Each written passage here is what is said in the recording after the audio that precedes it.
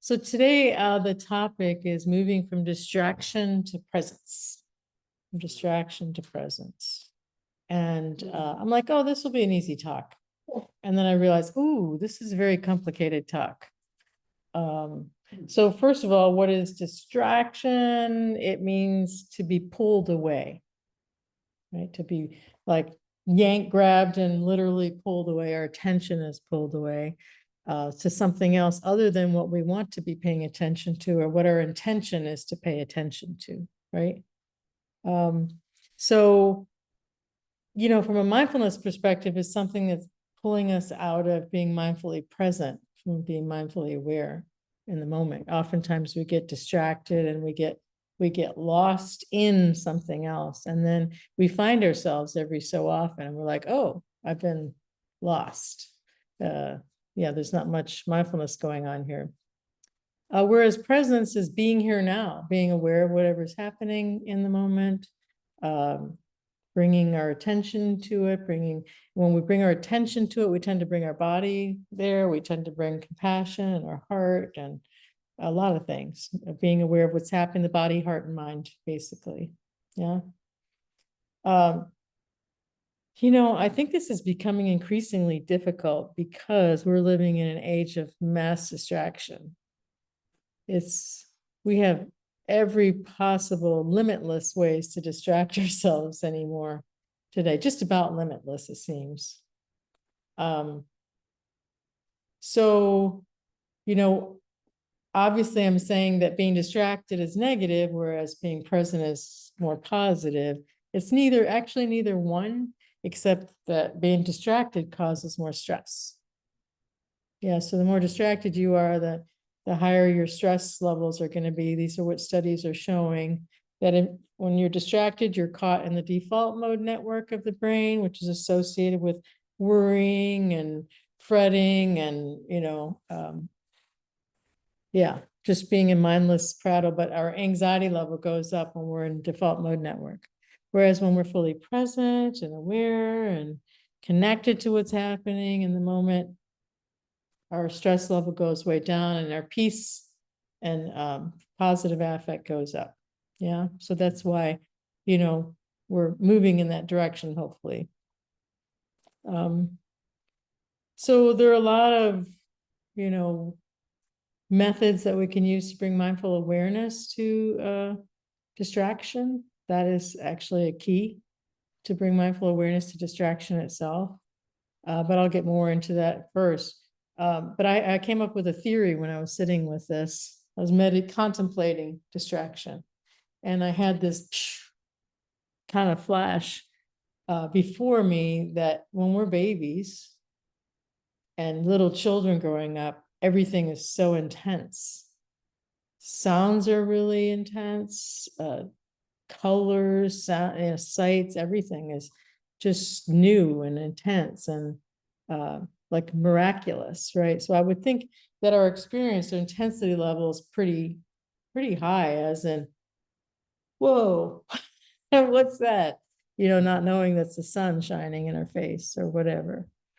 So my theory, whether it's true or not, is that as we get older, what happens is our minds tend to go, oh, it's just the sun. It contextualizes things. It puts it in autopilot. Yeah, it's just the sun, no big deal, once we have experience of it, right? And so then the intensity level goes down from, oh, this is sun, instead of, whoa, what's that? Yeah.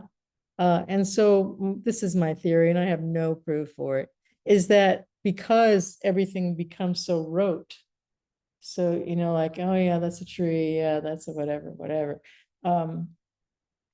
that we tend to go on autopilot, and we tend to go in default mode network, which is autopilot, and that's when we get all distracted, or we, want to lose ourselves in other distractions because it brings more intensity, perhaps. I don't know. So go ahead, we're going to bust my theory for the rest of the time. But I remember when I came to the United States when I was 5 years old from Kuwait, and it was desert where I was. It was hot and it was desert.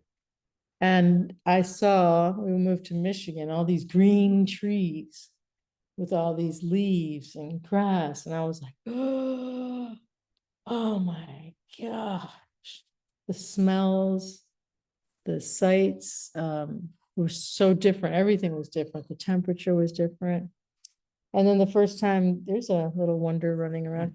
And then every time the first time we had snow, I thought, this is the most miraculous thing that ever happened. I'm like, oh my God, they're cold, it's coming down. Yeah, so everything was pretty miraculous. The trees, I'd never seen trees before. In the desert, there weren't trees. If there were, I didn't see them. But anyhow, so yeah, everything was just pretty miraculous. I felt like I'd been plunked down in Wonderland, you know. And eventually over time, things became like, oh, didn't even notice the trees, didn't even notice the grass. And I'm like, oh, please don't snow. Yeah. But anyhow, the other thing too I wanted to say is that when we've had trauma, if we've had trauma in our lives, our mind goes on hyper overdrive, and every time we sit down to relax and feel safe and just let go of having to distract ourselves, we tend to start having difficult emotions arise, or anxiety might arise, and it can be very anxiety producing to be present in the moment. And so for some people who've had a lot of trauma, distraction is a coping mechanism that they learn to not have to be overwhelmed by their emotions. Yeah. So in that case, if that's been your experience, well, when I first started meditating, I was like, it was traumatizing to meditate. Phew, it took me a while to actually enjoy meditation. But if you've had a lot of trauma, when you sit down to meditate, or when you sit down to not be distracted, you tend to do one of two things. Your mind either puts you to sleep, and you become the sloth every time you sit down and meditate, or to sit and relax, you fall asleep, or you just stay overly busy all the time. And the mind's always looking for something to chew on, to distract your attention. Yeah. And so you sit down and meditate on all the to-do lists and all the planning, and that's what my mind was doing. I would have prayed for it to be slothful, to be falling asleep. I would have been like, oh, that was not my mind. But every one of us has a different history and conditioning around distraction. My conditioning was both of my parents were incredibly distracted people, and they were busy, busy, busy. My mom more so than my dad, and they were rarely present in the moment. Unless it was to maybe discipline us for getting on their nerves, because we pulled them out of their distraction. But they were not happy people, because they were lost in the default mode network. My dad distracted himself by over dramatizing, telling stories when people were present, performing. My mom, and watching TV and working. He was pretty much a workaholic. My mom distracted herself by staying busy all the time. She was a busy, busy, busy, busy person. And when she wasn't busy, she was, even when she was busy, she was constantly lost in her constant looping of anxiety thoughts, and worrying and planning and worrying and planning. So that was, laziness was not tolerated in our house, and just sitting around looking at things or hanging out, being undistracted, was considered lazy. Yeah, we were supposed to be working or doing something productive all the time. So this is where I came from. That was my conditioning, which was not helpful and further traumatizing. So a lot of people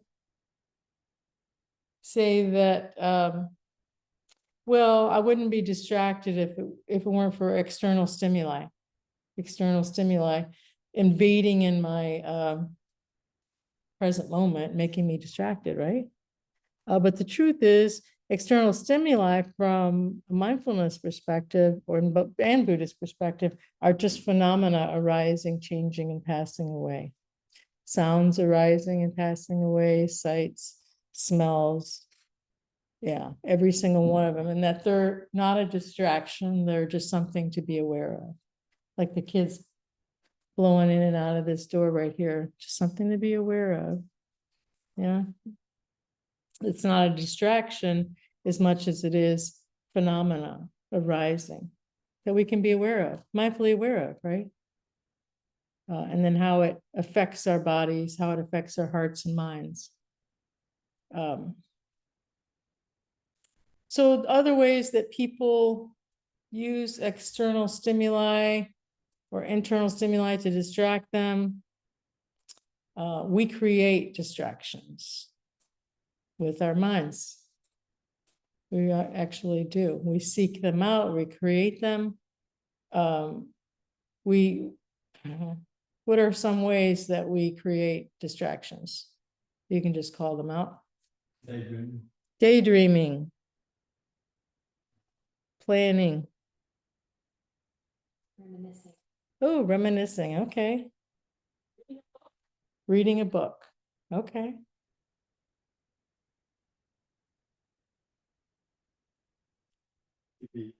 TV. Yeah. Internet. A lot of different things that we do to distract. I don't think that calling a friend and talking to a loved one is much a distraction as it is an intention to connect with another human being. But if we have to look at our intention, right? If we're using the call to avoid dealing with something, then it's a distraction, right? If we're sitting there going, I don't want to have to be here, it's too quiet, let me call somebody. That's different, then, oh, I miss so-and-so, let me call them and connect with them. Working, of course, is one of them. Endless to-do lists. I hate to-do lists. I do not make to-do lists. Anybody here a to-do list person? How about yeah, here too. Yeah, so a lot of people, and they really enjoy them because they like checking off I even got an app once, a to-do list. I've had several different to-do lists, efficiency, productivity apps to try to help me be more, less ADD. And then when you get them done, then you press and it puts a line through them or a check mark, and there's a little bit of satisfaction with that. But some people do really well with to-do lists. Huh? Post-it notes everywhere.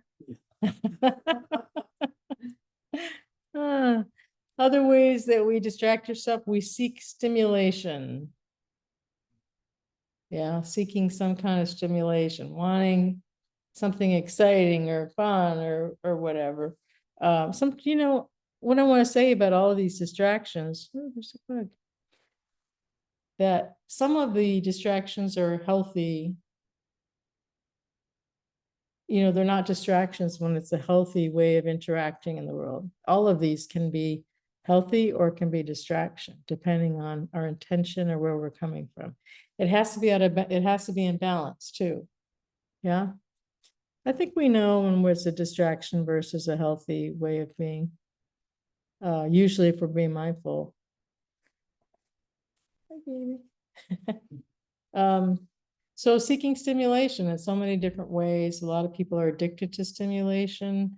I work in an addiction treatment center, and there are stimulant addicts versus, downer addicts who are like depressant addicts. And a lot of people are both. They're trying to find that perfect medium. Yeah, but some of them are just pure stimulation addicts. They just want more excitement, more fun, more, whatever there is to get more of. Some people are addicted to, because I think we get addicted to distraction, right? We're addicted to seeking wisdom. Yeah. I had a guy that used to come to the meditation group who read every Buddhist book possible. He knew every Buddhist philosophy and could quote a whole bunch of things. He was constantly looking for more information to learn. I was like, I think you should meditate. How about sitting down and meditating, putting these knowledge to practice? But yeah, he was seeking intellectual stimulation and wisdom.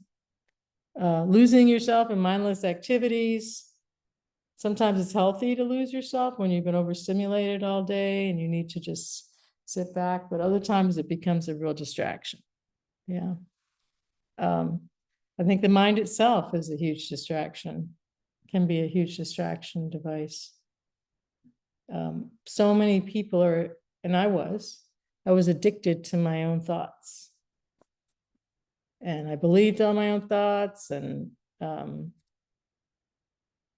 yeah, it was really, my thoughts were, I was bonded with my thoughts. I was my thoughts. I didn't see that my thoughts were not me, that they were just thoughts that were being produced in this conditioned mind. Yeah, so I was very embedded with these thoughts.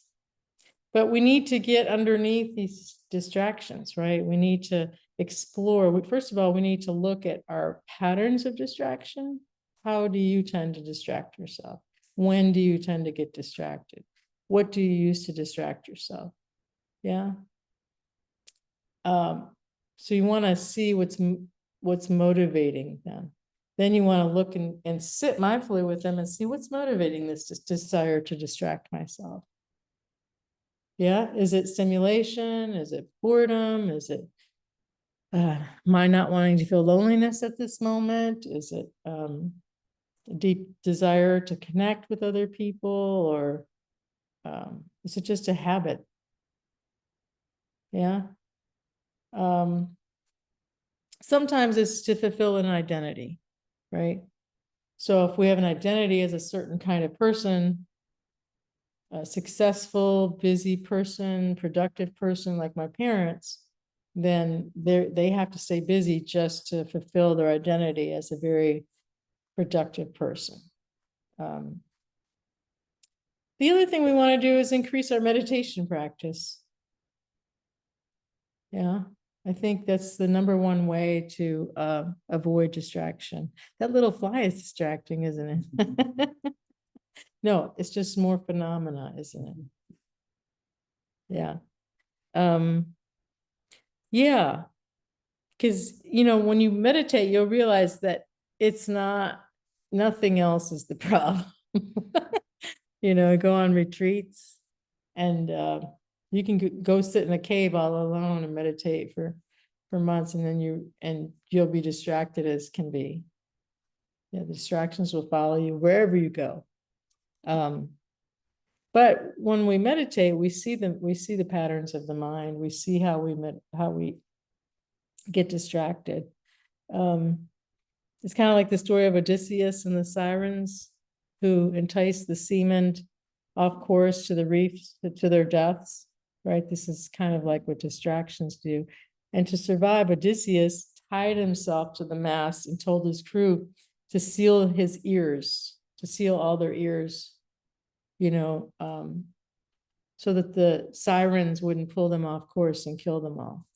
Yeah? Isn't that interesting? That's kind of what we're doing in our practice, right? We get distracted. We're tying ourselves literally to our anchor. Yeah, and we get lost, and then we go towards the sirens, we get lost in the sirens, or whatever it is that is happening, and then we very gently go, oh, planning, worrying, rehearsing, reminiscing, whatever, and then we come back to our present moment. Yeah. We keep coming back to what's true right now. What am I hearing, seeing, tasting, smelling, touching? What's here? What can I be present with right now? And sometimes it's the distraction itself if we're totally lost in it.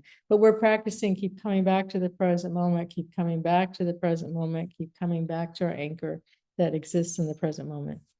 Yeah. And what eventually happens is that we start to love presence. At least I do. Because when when you practice mindfulness, you'll see all the stress that arises every time you get distracted. And then you'll see all of the that happens when you're present. Feels so much better in the body, the heart and the mind. So I've become like addicted to presence, I guess. I don't know if it's addicted as much as just resting in presence more often. And when I have to be distracted, I'm like, oh, here we go. Yeah, not all the time, but sometimes I can get into Netflix. Depends on what series is playing. So according to Buddhist psychology, well, I'm going to say that, first of all, I think that distraction has an element of restlessness to it. Yeah, because before we go into a distraction, there's a little like, something's not right. I need, something here. So there's this underlying dis-ease in the heart and mind that motivates us to start seeking or looking for one of our habitual distractions or something to distract ourselves, right? Buddhist psychology, distraction is classified along with restlessness as laziness and inattentiveness, because it's a lazy mind that gets easily distracted. Right, we're cultivating or practicing being present as much as we can. But from distraction comes 20 destabilizing factors of the mind. So the negative factors of them, 20 of them. I didn't find out what they all were, but the word vikshepa in Sanskrit is this inattentive, lazy mind that has all the negative factors to it. And it's fueled by the 3 poisons of the mind, our usual suspects, which are greed or grasping, that seeking, or hatred, rejecting. So if we're bored or lonely, we're rejecting this and then we're seeking that, right? Or delusion or denial, thinking, oh, sitting and watching 8 hours of Netflix a day is I don't do that, by the way, but is going to give me exactly what I want in life, or it's okay to get addicted to Facebook or Instagram or whatever TikTok thing that we're doing. Yeah. So distraction, underlying these 3 poisons are all the negative emotions, those 20 negative factors of the mind. So distraction is highly emotional. There's usually some deep emotions that need to be felt underneath distraction. Once we stop, and so I'm saying this mental wandering with distraction, wandering mind, to actually don't let it go there. If you can, be like, okay, let me stop and explore this desire to be distracted. What's going on here? What emotions are here to be felt, that are wanting to be felt? When I first started meditating, I was shocked by all the amazing amounts of distractions that this mind created. I was like, oh my gosh, it's a loony bin up here. But I didn't realize it before I started practicing mindfulness of the thinking mind. And then I realized when I talked to other people that everybody has a crazy mind. I thought I had the most uniquely crazy mind. But then I found out, oh, everybody has a uniquely crazy mind, just different, habits. But as I continue to bring myself back to my breath, bring myself back to the present moment over and over and over this training, and I was able to rest in the present moment for longer and longer periods of time. And that's when this, gigantic mountain of usual distractions started to become more in the background. They weren't something that pulled me away to them anymore. I'd be like, Facebook, yeah, oh, I have to get on there for a few minutes to check and see if anybody's asking a question. Otherwise, you know? Yeah, so there's not that huge pull awayness because the present moment is just so wonderful. Chogyam Trungpa Rinpoche, he called our continual inner distractedness subconscious gossip. With a drone of thought fragments that drone on and create all of these stories, and it's nonstop. It really is nonstop. But this edifice of distractedness will crumble with mindfulness over time. Just this regular practice of coming back over and over and over again. We'll see our illusions. We see that, oh, this doesn't bring me happiness. We also see that worrying doesn't solve a damn thing, right? People can say that all day long. Worrying doesn't solve anything. But until we get caught in worrying for long periods of time, see how much stress it causes us, and then realize there's still no solution, then the mind starts letting go of the habit of worrying. The mind starts letting go of the habit of planning. But when we start letting go of our distractedness, we are faced with our inner demons that motivate us to become distracted. Some people call this the dark night of the soul process of, purifying our heart and mind. Is about allowing ourselves to feel these things, these difficult energies that are there to feel, but only doing it to, in a balanced way. So you don't want to cut out all your distractions maybe, and then just like, I'm going to feel everything. You probably, maybe have a psychotic break. But try to cut out one distraction at a time. Maybe spend 30 minutes of your day not letting yourself be distracted, and maybe an hour of your day or certain time periods in the morning and evening where you not allow yourself to get engaged in all your different distractions. Yeah. I did have a poem, but I don't know where it is. So I won't get distracted by that. Thank you for your listening. There's so much more here. So let's open it up to the group. Where do you tend to get distracted, and how do you work with it? What's worked for you? What hasn't worked?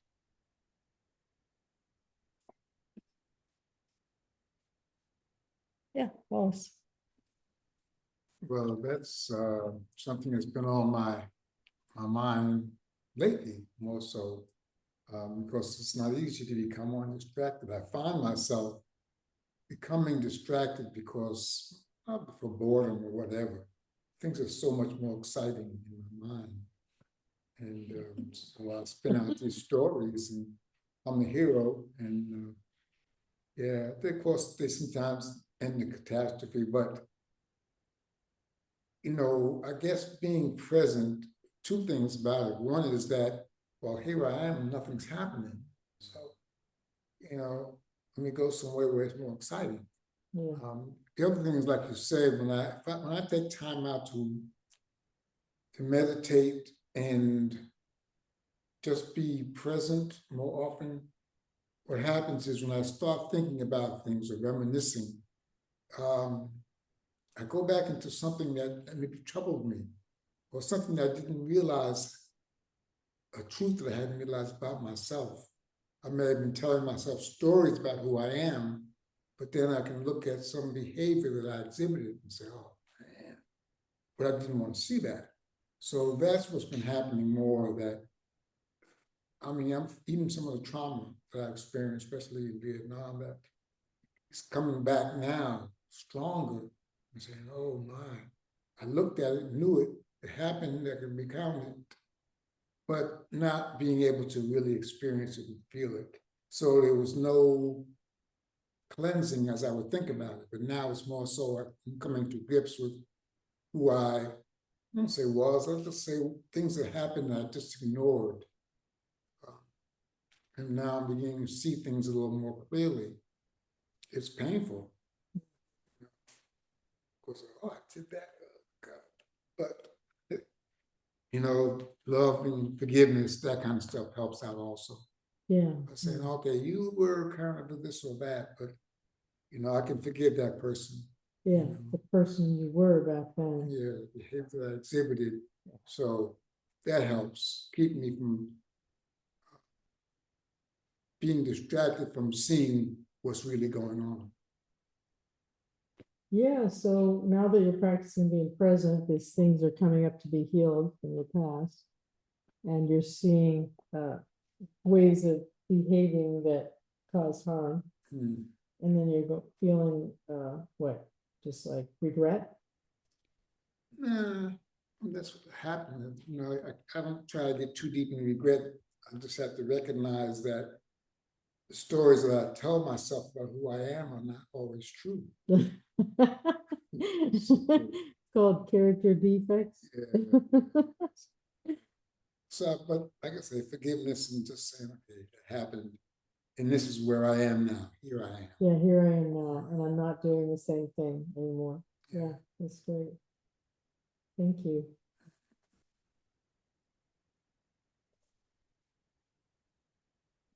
Anyone else? Yeah. Hey, Jack.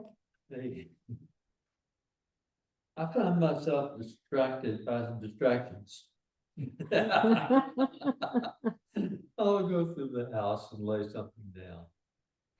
And then the distraction is finding the thing I'm distracted by. Oh, yes, yes.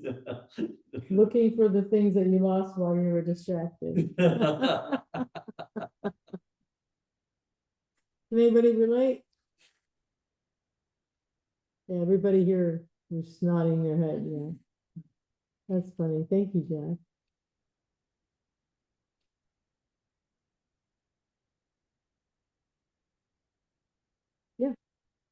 I really appreciated the kind of personal context you gave in the description of your mother and father, because I really relate with what you said about your mother, always running around being distracted, like doing things, activities that filled up the time.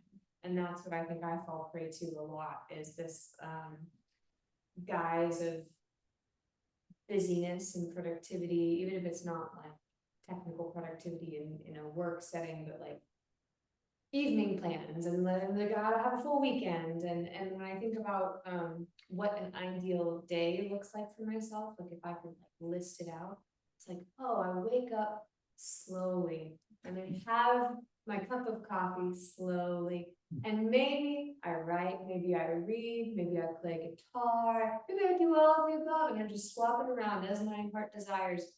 And that is like such a gentle presence that spaciousness offers, like in your day, and the energy of that. And one thing that I've been recognizing is like, that's what I like most. And so I don't know why I keep like being like, oh no, I don't need 3 hours to myself.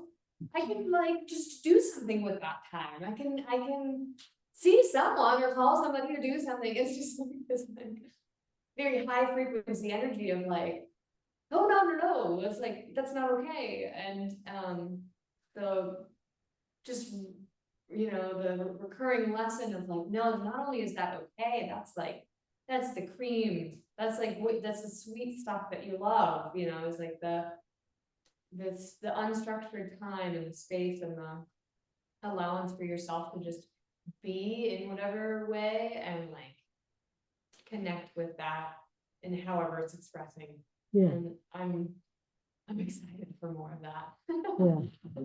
For as long as you can feels right. Yeah, Yeah. that's great. Thank you. Yes. So I definitely struggle with boredom and I retired from a very high-powered important job last year, and in my job important job. You know, if I had like 5 meetings in a day and I had to run and do, and, you know, I was like, I was living the dream, you know? Yeah, you were on it. And, you know, I felt productive and was doing something important. And so now I don't have, like, I have no structure. And I'm really struggling with the boredom and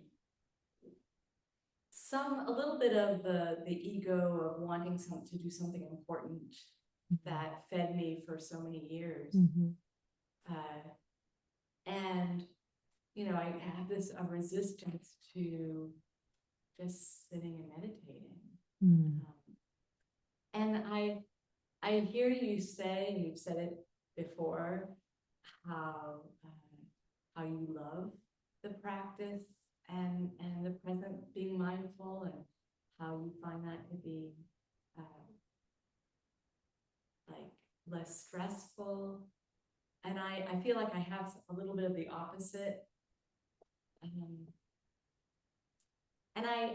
you know, I'm looking at it when I'm not distracted. Yeah, yeah.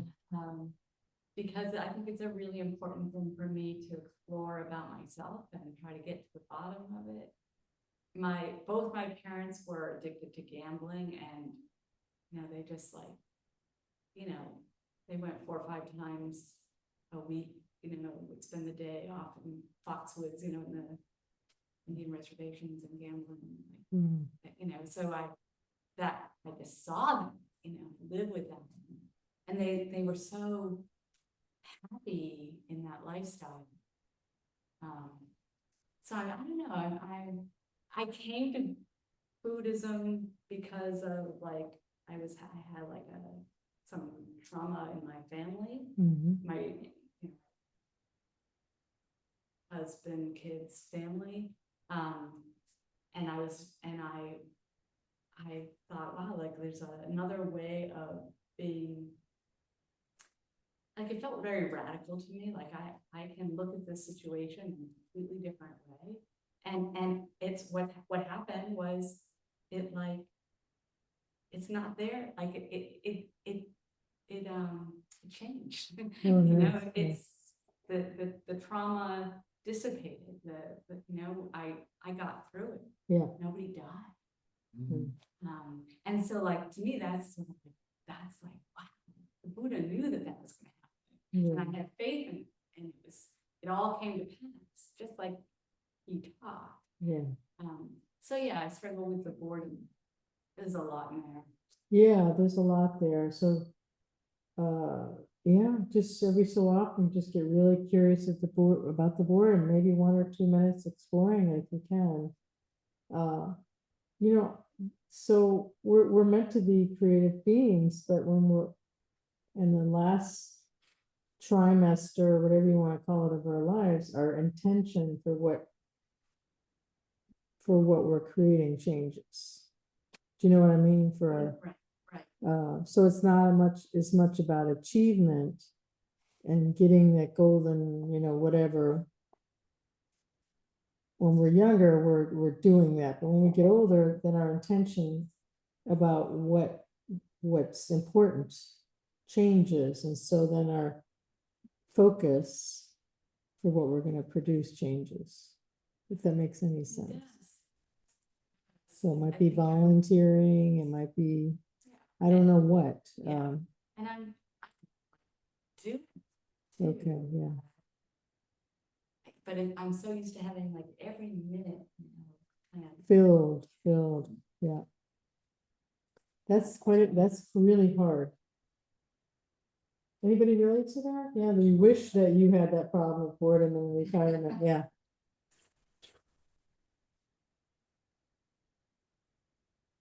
Oh, okay, yeah, you can relate.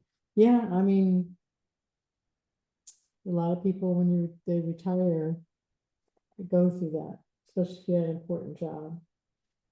What's important? Yeah. I know, right? Yeah, yeah. It'll take some time. Somebody on Zoom. Yeah, please. What would you like to share? Anybody on Zoom want to share?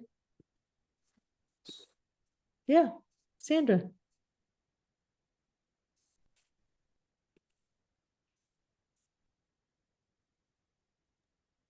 Hi there. Hi. Hi, everybody. I really enjoyed your share. So I have a quote on my desk, and it says, "A wealth of information creates poverty of attention." And it's by Herbert A. Simon, who is a Nobel laureate. Hmm. And I think that information is distracting to me because there's so much information coming at us all the time. You know, you're reading the newspaper and the TV's throwing information at you, or you're in your car and the radio's on, and you can't just have like music, you got to have more information.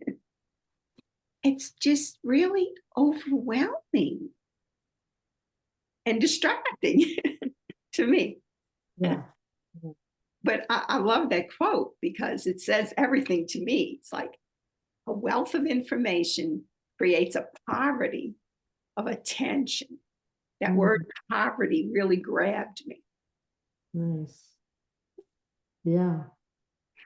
Thank you, because that you were stuck in that seeking mind. We're not being present. So our Right. attention is not there. Yeah, that's great. I love that quote. Thank you. Well, Oh, yeah, Jack said that's a summary of modern times. it is. Deborah, Marie, yeah, please.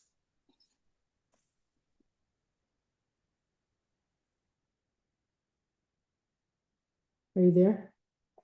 Can't hear you if you're talking, Deborah Marie. Uh-oh, can't hear you, Deborah Marie. Is your sound working? Huh.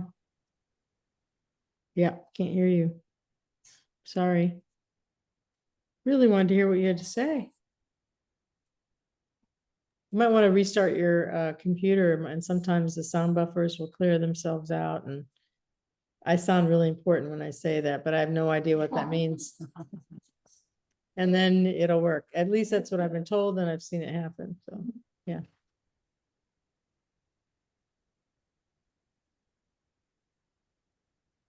I have a quote. Yeah, please. Time you enjoy wasting is not wasted time. The time you enjoy wasting. It's not wasted time. Okay, I don't, did you get that? Yeah. Yeah, okay. Yeah. It's silly. It's just a justification to waste time. Oh. But I think it just boils down to a lot. It's for me, it's just a lot of paying attention. You know, it's always cause to pay attention to what's going on, you know? Is it really a distraction? Is the what is it? You know? And I guess it's cause for us to look within. What, you know, I heard that word boredom. You know, what is boredom? You know, what is so bothersome about the distraction? What is it? I think it's kind of neat. It's always something neat. There's always something to practice with, you know, and I guess that's all, like Ram Dass says, it's all grist for the mill, right? I read this article lately that freedom, you know, and I thought it was just so astute that freedom isn't outside of us. Freedom, you know, we find by going in, we go through, we move through the distraction we move, you know, into what's bothering us about it. And that's where the freedom lies. And And it's yeah, I'll painful. leave it there. Thank you. Yeah, and it's painful. Yeah. And it's difficult. Yeah. Like, I'm gonna be with boredom today, or loneliness. No, that's really hard, actually. So I think that's where thank you so much for your share and your quote. Well, it's just, you know, it's hard to be a human being. We have how many years of conditioned habit we're gonna just suddenly start paying attention to, and it's, you know, I'm sitting here, I've been practicing for 30, God knows how many years, and it took me several years to get to the point where I enjoy being present. I went through the grist, the dark night of the soul for several years of thinking I want it out of this body, I want it out of this mind and heart, I want it out. I was a runner. And whatever I could do to get out of it, I tried. And then when, you know, mindfulness are like, sit still and be with them, like, have you lost your mind? But it actually works. So, but it's not easy. Really isn't. Yeah. But it's better than it's better than being the mess that we, you know, the untrained mind is a mess. It's very painful. Yes, please.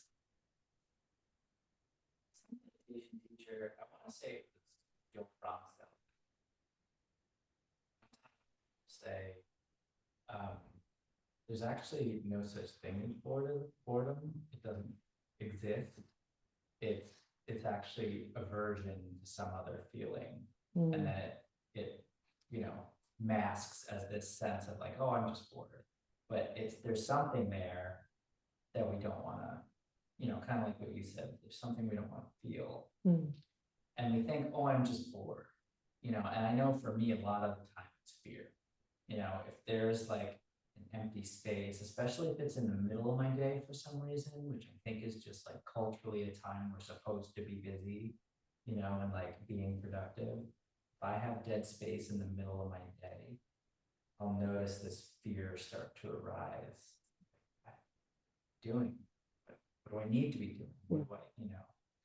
And then, but then there's other fears, you know, old stuff, you know, childhood stuff. There's, you know, and so staying busy and distracted keeps that at bay because it's, you know, it's easier to just not feel that. And then I was also thinking, like, you know, if it's so hard to be happy when you just like don't have anything distracting you, then you're probably not actually happy when something is distracting you. It's just it's like a drug. You know?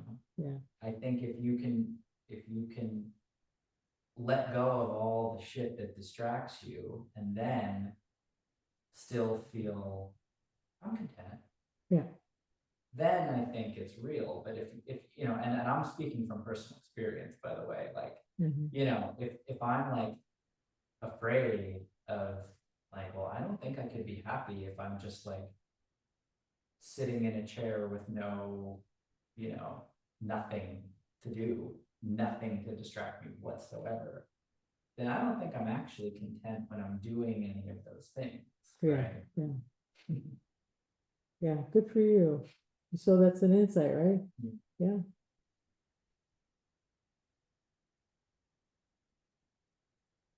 Anyone in Zoom online that has anything you want to share? You don't have to, obviously. I went to a kirtan event the other night. It was beautiful, but I was distracted by the chairs and my attachment to my butt not being numb and in shooting pain. And I brought a pillow with me and I kept moving. I'll put the pillow back here and I'll put the pillow in here and I'll put the pillow over there. And I was trying to, you know, be present with the chanting, and every so often my butt was screaming, and it was really interesting to watch my mind be very attached to comfort. And at one point I just said, let the butt hurt and just be with the chanting. And it was amazing. Just really got into the chanting. Forgot about my rear end. It got through it. And I was able to quit fidgeting and messing around the whole time, so. Yeah. Yes, Deborah Marie. Can you hear me now? Yes, Really? yes. Oh, cool. I put on earbuds. Oh, good. So could you tell us a few of the destabilizing factors from distraction? You said there were 20, but you didn't mention what they were. Well, the greed, hatred, and delusion, and all the different subcategories of those All of that. Oh, okay. are underneath those three. Yeah, there's, of course, with the hatred, there's anger and ill will and aversion and regretting and what is that? Desire for revenge and all the things that go underneath that. And then, like my butt hurting was an ill will, not wanting it to be there the other night. So, and I was craving comfort, which is the other one, craving. So wanting and seeking and excitement and all the, all the attachment kind of seeking things, seeking pleasure, all of those go under that one. And then, of course, delusion is spacing out and being bored and being, restlessness tends to come under the delusion one. Just, being misunderstanding reality, thinking that, something's going to bring you happiness that doesn't, and like being busy or whatever. So there's a lot underneath the delusion. I'll have to look them all up, but yeah, they're negative and they're difficult. And there's, probably more than 20, but at least in that Buddhist teaching, that's what there is. Yeah. Thank you. Yeah, you're welcome. All right, so a little bit at a time, we keep working with what's between our two ears. And I think it's important to just keep bringing compassion to the body during all of this and to the mind. And just accept what is here, because the resistance to it, the aversion to what's here causes so much more stress. Yeah. And thank you for your vulnerability. Thank all of you for your wisdom and sharing. So may the wisdom and the generosity that's been shared tonight go out to bring greater wisdom, peace, and joy to all beings on this planet. May we all awaken together. Thank you. Whoa. Thank you. Yeah, thank you all. And I'm trying to get more intentional about asking for donations. I know several of you are core members, and I thank you for that. Sustaining members. We have a donation jar here, and nationalmeditation.com is a donate in the giving section. So if you can afford, that's great. If not, that's great too. Just keep practicing. Keep practicing, however that looks.